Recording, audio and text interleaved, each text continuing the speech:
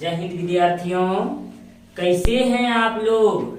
हमें उम्मीद है आप लोग स्वस्थ होंगे, सुरक्षित होंगे और डेफिनेटली मस्त होंगे।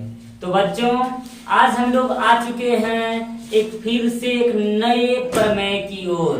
जी हाँ, आज हम लोग पढ़ेंगे एक नए प्रमेय अर्थात प्रमेय थेल्स का विलोम। जी हाँ, थेल्स का विलोम, आधारभूत समानुपातिक प्रमेय का विलोम भी हम लोग उसी को कहते हैं। थेल्स के विलोम को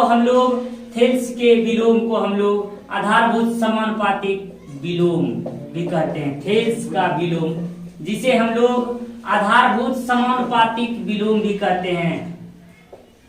आधारभूत समानुपातिक विलोम।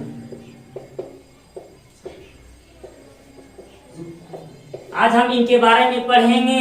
हम लोग जानेंगे थेल्स महोदय ने इसके विलोम को किस प्रकार से दिया और उसका सिद्ध करने के नियम को हम लोग पूर्णतः समझेंगे और हम लोग जानेंगे थेल्स का विलोम और उसके।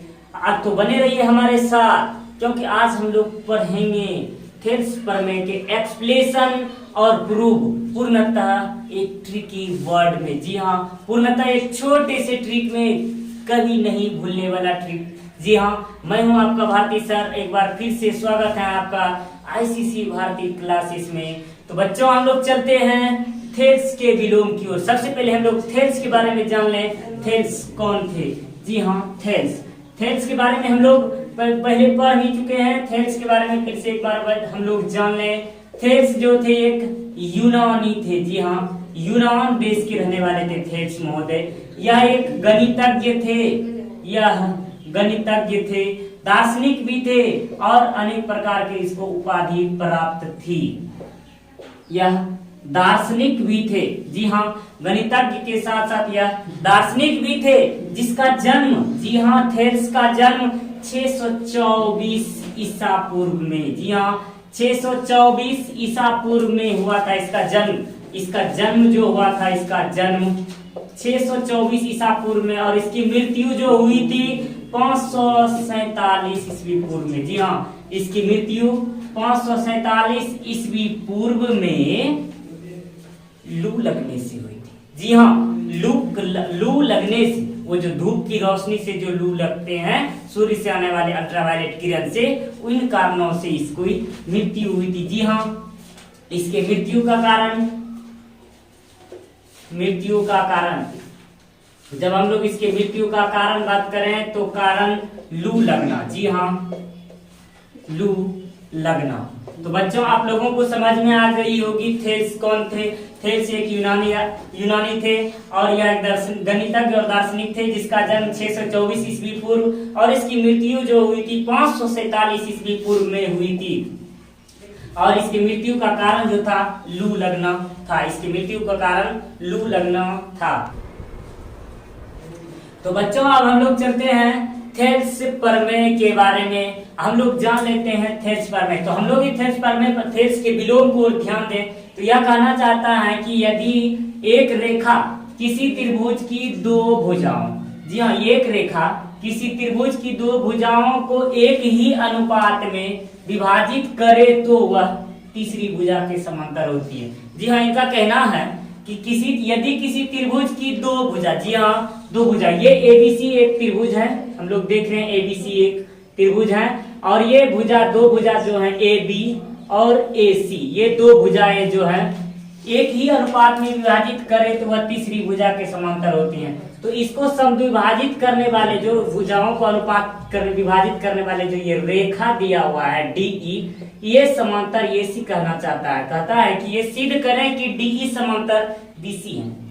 हिसाब का कहने का मूल भाव, हमें ये मूल भाव इसका पकड़ना चाहिए कि ये कहना क्या चाहता है। और ये 2021 के एग्जाम में कॉन्फिडेंस 5 नंबर आ चुका है। जी हाँ, ये 5 नंबर भी कॉन्फिडेंट बेझिझक, आज के बाद जो आप लोग इसे भूलेंगे नहीं। जी हाँ, 5 नंबर तो अपना पक्का है। इसे आप लोग बने रहिए हमारे साथ, आज के बाद इसको भूलना ही नहीं है। ये कहना चाहता है डी समांतर बीसीए हमें सिद्ध करना है। हम लोग अब इसके एक्सप्लेनेशन की ओर चलेंगे। हम लोग लिखेंगे दिया। जी हाँ, दिया है। सबसे पहले हम लोग लिख लेते हैं दिया है। क्या दिया है? यहाँ जो दिया है बिंदु डीई अर्थात रेखा डी, या तो लिखे डीई रेखा त्रिभुज एबीसी को एबीसी की दो भुजाओं AB और AC को इस प्रकार, जी हाँ, इस प्रकार सम विभाजित कर दिया, अनुपात इस प्रकार विभाजित करती है कि, इस प्रकार विभाजित करती है कि AD बटे DB बराबर AE बटे EC। जी हाँ बच्चों, आप लोग ध्यान दें तो यहाँ क्या कह रहा है, दिया है ये कि DE रेखा त्रिभुज ABC की दो भुजाओं AB और AC को इस प्रकार विभाजित करती है कि AD बटे DB अर्थात AD, यहाँ से AD बटे DB AE बटे EC दिया हुआ, AE बटे EC दिया हुआ, हमें सिद्ध करना है। जी हाँ, तो हम लोग लिख सकते हैं सिद्ध करना है। क्या सिद्ध करना हमें, DE समांतर BC। जी हाँ, ये हमें सिद्ध करना है कि ये जो DE समांतर है ना, DE समांतर BC अर्थात ये रेखा इसके समांतर है, ये हमें सिद्ध करना है। तो हम लोग चलते हैं रचना की ओर। तो रचना के लिखेंगे हम लोग, रचना में माना कि यहां लिख लेंगे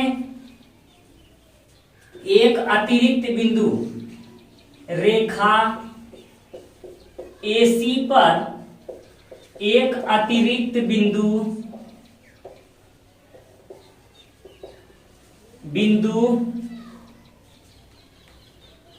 E के समरूप F खींचा। जी हाँ, F के समरूप एक खींच लिया मैंने, रेखा AC पर एक अतिरिक्त बिंदु E के समरूप F खींचा। माना कि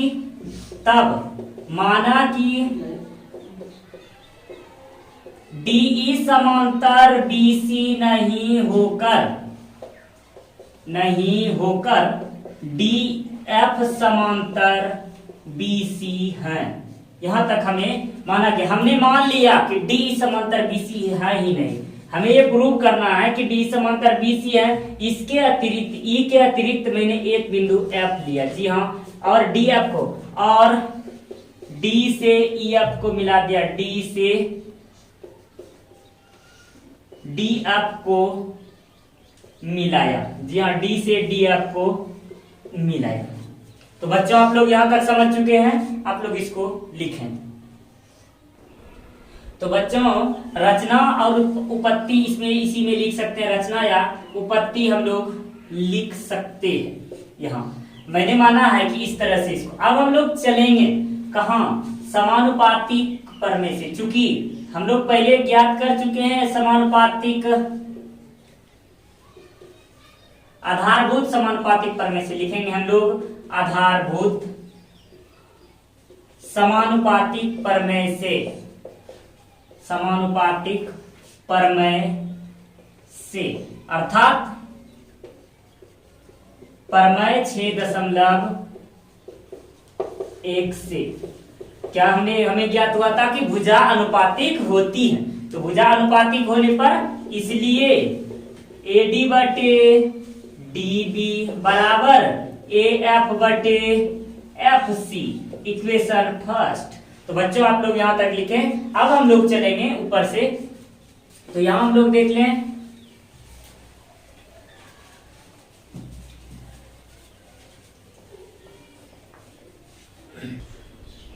तो बच्चों हम लोग देखेंगे कि यहाँ आधारभूत समानुपातिक प्रमेय से हुआ था 6.1 में मैंने सिद्ध किया हुआ था कि AD बटे DB AF बटे FC, जब ये दोनों समांतर है, तो जब DF समांतर BC है तब ये कब हुआ, जब DF समांतर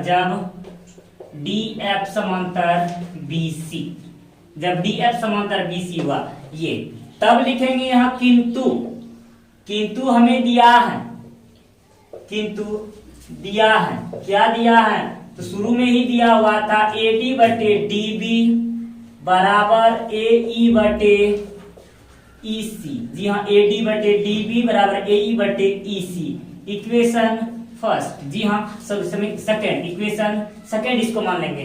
तब हम लोग लिखेंगे समीकरण फर्स्ट तथा सेकेंड से, समीकरण फर्स्ट तथा सेकेंड से। अब आप इस दोनों समीकरण में जरा ध्यान देखें, कंप्रोमाइज करके AD बटे DB और AD बटे DB दोनों में बराबर है, तो क्या हो जाएगा AE बटे EC बराबर AF बटे FC। इस तरह से हो जाएगा। यहां तक आने के पश्चात तब लिखेंगे हम लोग AE बटे EC प्लस 1 AF बटे FC प्लस 1।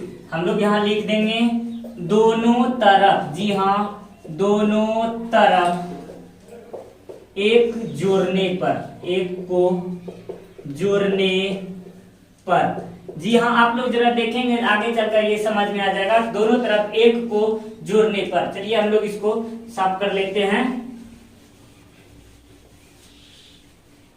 तो यहां लिखेंगे ये इसके नीचे में कुछ नहीं है, कुछ तो एक, इसके नीचे में नहीं है कुछ तो एक और EC का एलसीएम जो होता है EC ले लिए।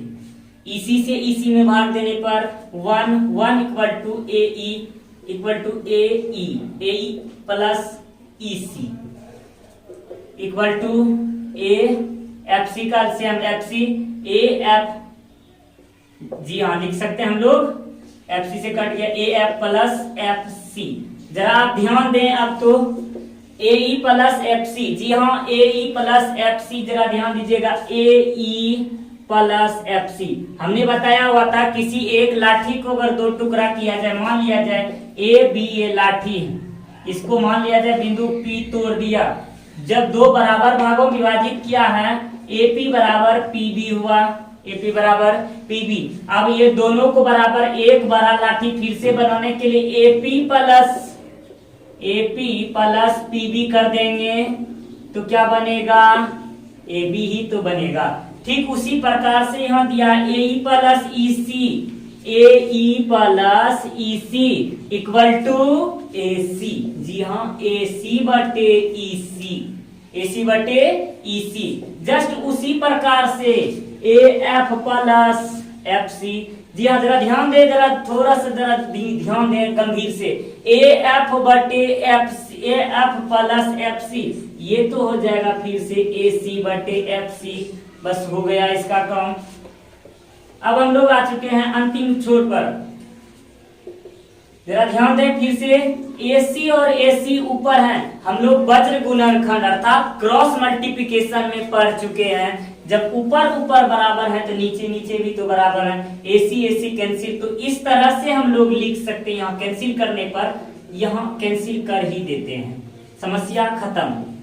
यहाँ लिख सकते हैं FC बराबर EC। जी हाँ, FC बराबर EC हम लोग लिख सकते हैं। अब यहाँ लिखेंगे चूंकि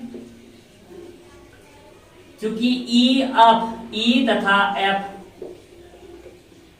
दोनों एक ही बिंदु हैं, दोनों एक ही बिंदु हैं, साथ ही साथ नीचे और हम लोग लिख लें तथा DE और DF दोनों एक ही रेखा हैं, किंतु यहां लिखेंगे हम लोग किंतु शुरू में यहां हम लोग ज्ञात कर चुके हैं इक्वेशन फर्स्ट से, यहां माने थे हमने DF समांतर BC, किंतु DF समांतर BC। अब तो यहाँ DF समांतर BC जब होने पर इस तरह से हो सकता है, तो जब दोनों समान हैं इसीलिए DF और E दोनों एक ही बिंदु है, यहाँ लिख चुके हैं। यहाँ DF समांतर BC, जब E और F दोनों एक ही हैं, ये हम लोग लिख सकते हैं DE समांतर BC। जी हाँ, DE समांतर BC हम लोग लिख सकते हैं। ये हुआ हमारा फुल एक्सप्लेनेशन प्रूव्ड हो चुके हैं।